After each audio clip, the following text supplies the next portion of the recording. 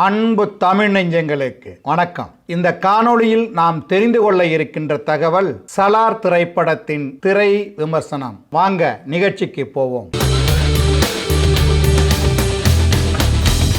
அமெரிக்காவில் இருந்து 25 ஆண்டுகளுக்கு பிறகு சொல்லிக் கொள்ளாமல் இந்தியாவுக்கு திரும்புகிறார் தொழிலதிபரின் மகளான சுருதிஹாசன். அவரை ஏர்போர்ட்டில் கடத்தி செல்ல ஒரு ரவுடி கும்பல் காத்திருக்கிறது.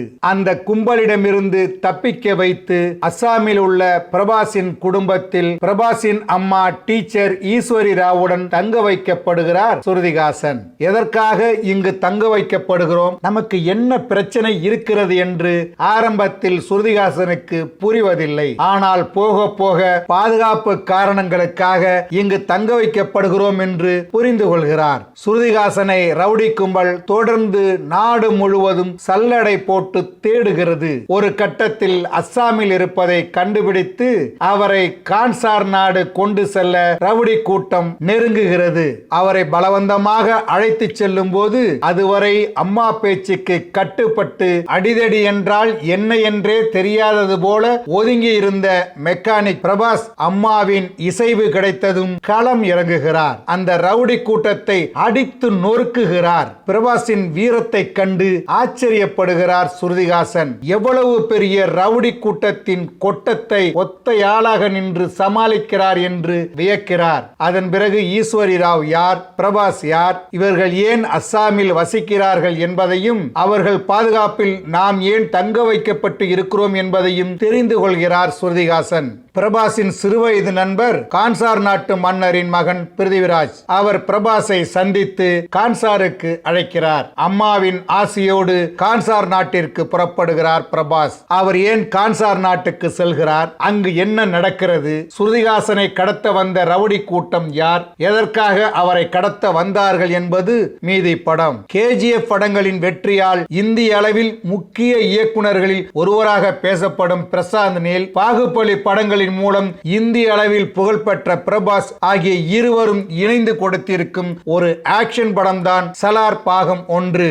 இது முழுக்க முழுக்க ஆக்ஷன் படம். படத்தின் ஆரம்பத்திலேயே சிறுவயது பிரபாஸ் பாத்திரத்திற்கு மிரட்டலான அறிமுகம், செம பில்டப். போட்டிக்கு ஆள் இல்லையா என்று மல்யுத்த வீரர் கேட்க அவரை தனது தந்திரத்தால் வென்று காட்டுவார் அந்த சிறுவன். அந்த சிறுவனின் தாயார் ஈஸ்வரி ராவை ஒருவன் மானபங்கப்படுத்த வந்தபோது அவனை தடுத்து நிறுத்தி அதற்காக குறுநில மன்னர் அந்தஸ்தை பெற உதவி செய்யும் வாய்ப்பை அவனுக்கு கொடுத்து ஈஸ்வரி ராவை காப்பாற்றுகிறார் சிறுவன் பிருத்திவிராஜ். எனினும் அம்மாவும் மகனும் அங்கிருந்து வெளியேற வேண்டிய சூழல். அப்போது பிரிக்க முடியாத சக்தியாக விளங்கும் நண்பனிடம் இனிமேல் இந்த ஊரில் இருக்க வேண்டாம் என்று கூறிய பிருத்திவிராஜிடம், உனக்காக தூண்டில்ல புழுவாகவும் இருப்பேன், திமிங்கலமாகவும் மாறுவேன், நீ எப்போது கூப்பிட்டாலும் நான் இங்கு வருவேன் என்று கூறி செல்கிற காட்சியில் நரம்பு புடைக்கிறது.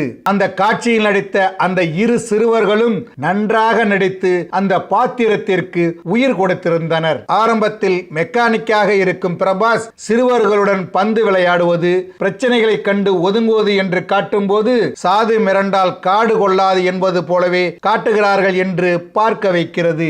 அதே போல ஆக்ஷன் காட்சிகளுக்கான வாய்ப்பு அமையும் போது மிரட்டி இருக்கிறார். அரியாசனத்துக்காக சூழ்ச்சிகள் நடக்கும் போது, எதிரிகள் படையை வெளியில் இருந்து குவிக்கும் போது பிருத்திவிராஜிடம் அவரது தம்பி நாம் வெளியில் இருந்து எத்தனை பேரை கூட்டிக்கிட்டு வரப்போகிறோம் என்று கேட்க அதற்கு பிருத்திவிராஜ் பார்க்கிற பார்வையில் ஒருத்தனை என்பது போல இருக்கும். அதே போல ஒன் மேன் ஆர்மியாக பிரபாஸை கொண்டு வந்து அநியாயத்துக்கும் அக்கிரமத்திற்கும் எதிராக களம் இறக்குவார். உன்னை யாரும் தொடக்கூடாது என்று சொல்லும் பிரபாஸ் ஒத்தை ஆளாக நின்று அத்தனை பெரிய ராணுவத்தையும் எதிர்கொள்வார். சிறுமி சொல்வது போல காளியாத்தாவே நேரில் வந்து வதம் செய்கிறாள் என்று நினைக்க தோன்றும். அப்படி ஒரு ஆக்ஷன் பிளாக். திரையரங்கமே அதிர்கிறது.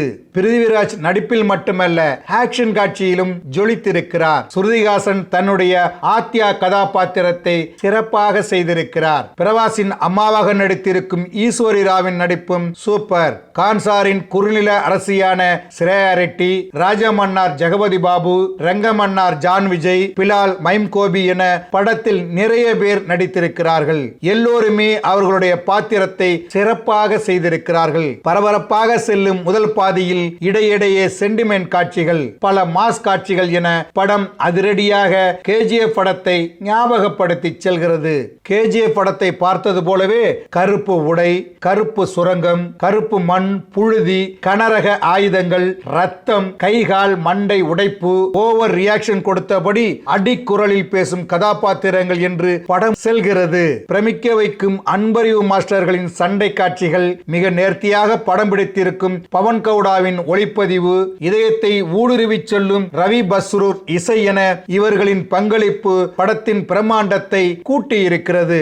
ரசிகர்களுக்கு ஒரு பிரம்மாண்ட படத்தை கொடுக்க வேண்டும், அதுவும் பரபரப்பான ஒரு படத்தை கொடுக்க வேண்டும் என்று ஏற்கனவே தனது முந்தைய படங்களில் கொடுத்த இயக்குனர் பிரசாந்த் நீல் இந்த படத்தையும் அப்படியே கொடுத்திருக்கிறார். அதிலும் முதல் பாகத்தில் அழுத்தமாக இன்னும் பரபரப்பாக கொடுத்திருக்கிறார். நீளத்தை குறைத்து இன்னும் வேகத்தை கூட்டியிருந்தால் இன்னும் ரசித்திருக்கலாம். என்ன நேயர்களே, சலார் திரைப்படத்தின் திரை விமர்சனத்தை தெரிந்து கொண்டீர்களா? சரி, தமிழ் வலைக்காட்சியை தொடர்ந்து பாருங்கள். தமிழ் வலைக்காட்சியை லைக் பண்ணுங்க, ஷேர் பண்ணுங்க, கமெண்ட் பண்ணுங்க. தமிழ் வலைக்காட்சியின் புதிய அப்டேட்டுகள் உடனுக்குடன் உங்களுக்கு தெரிய வர அருகில் உள்ள பெல் பட்டனை மறக்காமல் அமுக்குங்க. கலை இலக்கியம் யாவும் மக்களுக்கே.